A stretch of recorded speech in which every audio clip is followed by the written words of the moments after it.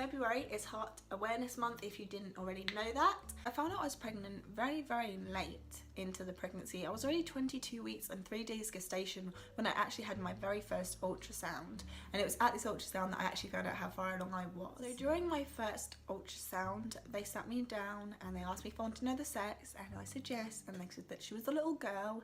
And because of how far along I was, it was also the anatomy scan that I was having, which most people know is the gender reveal scan. Lights off, they do the scan, and it's taking a lot longer than the other ones. It was more detailed, and he wasn't showing me the screen, it was turned away from me, so I wasn't watching what was going on the screen at the time either. And he said, I'm so sorry, but your daughter only has half a heart. And then he says she has hypoplastic left heart syndrome, and this means that she's missing the left side of her heart.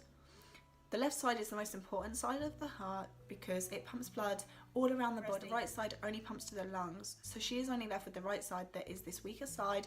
It isn't supposed to do such a big job as pushing blood around the whole of the body, and this is the most serious congenital heart defect there is.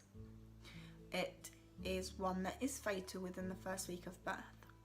So I was given 3 options.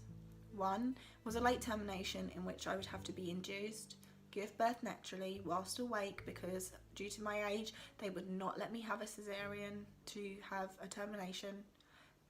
They didn't want to put me to sleep for it.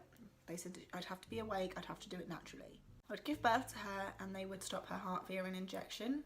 The second option was compassionate care, which means that she would be made comfortable, have a natural birth, be made comfortable after birth, but then would pass away as soon as the heart duct that closes after birth closes, because after that the heart would not be able to function whatsoever, and she would shut down and she would pass away, most likely in her cot or my arms, depending on obviously where we were.